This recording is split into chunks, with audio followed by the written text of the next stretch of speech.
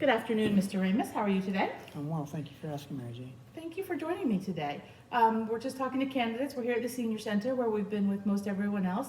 I wanted to give you a minute just to introduce yourself. Tell me about yourself and why you're running. Well, I dove into politics 4 years ago because I have a deep concern about the way the village was moving, and I wanted to make a difference. I found it takes a little bit of time to move the wheels of the government, but I think we're doing good so far, and I want to continue to try to do that. You're a native of Highland Falls. Wasn't born in Highland Falls, but lived here for 55 plus years, so I guess you could say a native. Product of local schools. Absolutely. Went to Sacred Heart, kindergarten through 8th grade. Went to O'Neill, took classes at OC, and a few other classes from Cornell and Syracuse that are offered down in this general area. And you've certainly been a volunteer in the community through the years, and a parishioner of local church, and you get around. Yeah, I try my best, everybody's time is limited, but you have to make time for things in your village, that's for sure. You absolutely do. Because you do get around, and because you have served on the village board for the last 4 years, you are aware of a lot of the challenges the community faces. Can you talk to me about a couple of those? Well, some of the challenges, it seems like the community is driven with wedges, and we have a great fabric here.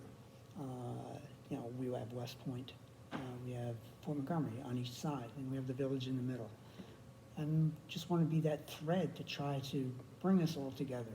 I mean, we're all here in a limited space, and it's difficult sometimes when people are cramped up to all get along, and I understand that, but I think we can do it with just a little bit more ingenuity and welcoming of other people's ideas.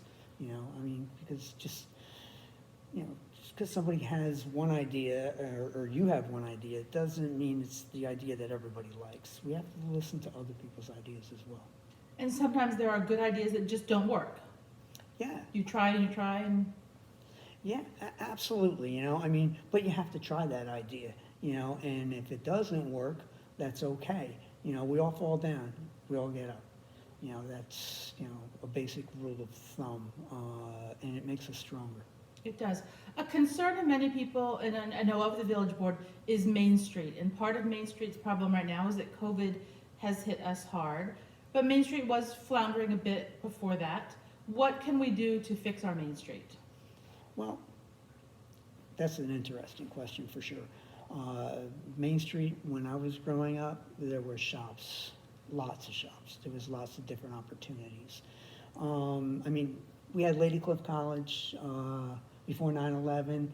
The cadets could come down more often than they can now. And just in general, we had a dayliner that came up and dropped people off. There was just so many different opportunities and people here, and now we've lost some of those opportunities. We need to get those back somehow, or draw people in. I know, it's always changing, especially after 9/11.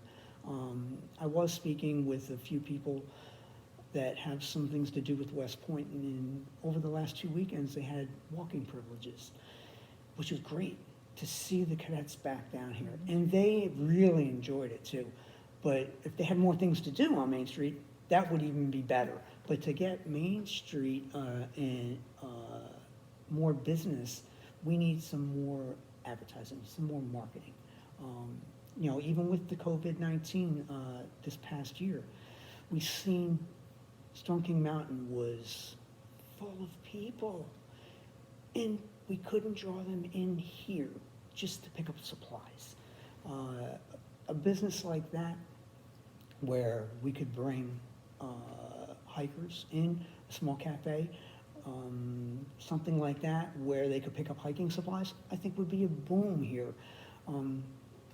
Other things on Main Street, maybe we need some type of a revolving fund where the businesses could actually apply for some monies to get some more benches or tables and chairs out there, I should say, with some umbrellas and things like that, where they could have people setting out. A great thing that I've seen in other villages is, they shut down a portion of the street. So, maybe on a Friday night, they call it ladies' night. And it works, it really does in the other places. Maybe we call it something a little different. It could be community night here. But something like that.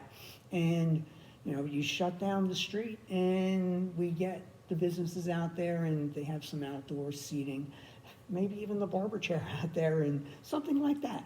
But if we could do that once a month, I think that could be something that would be really, really great for the village. So it sounds to me like you're looking at it from both sides, the Save Main Street for the tourists, so they have something to come and spend their money on here, and Save Main Street for our village residents who we want to have good things for them. Oh, absolutely. Like I said in the beginning, this is a community where we all need to work together. Anything that can bring us into that next century of, being outdoors and having the anchor businesses here, they've been here for a long time. Yeah. And we, really need to support them, but also bring in new businesses. And I know there's that happy medium. An example would be to really bring people in. We know on the bypass, they always go by when they're going to West Point. Mm-hmm. One of the first things they see on that bypass is a parking lot.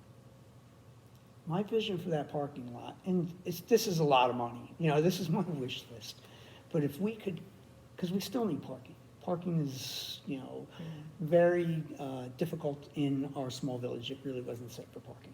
But keeping that parking in mind, if we could cover that parking and have a green area on top of that parking and turn it into a place for people to set. Now think about the businesses that have their rear entrances there. Now that could be a 2-entrance building. And they could have areas out there for seating and eating. And when the people are driving by, they would see that and say, wow, right, how come I'm not stopping in there? So, just a vision, again, a lot of money, but I think it's something that we can make work. In talking about money, one of the things that keeps coming up in our community is consolidation. Talk to me about where you stand on consolidation. Consolidation, it comes up every election period. Absolutely. And that's sad. It's not something that should be rushed into. Especially if it's not going to save money, but also cut services. We can't cut services. Something that we should be exploring more, and what we do, not only with Fort Montgomery, but other villages and towns, is shared services. We've seen that transpire when we were milling Main Street.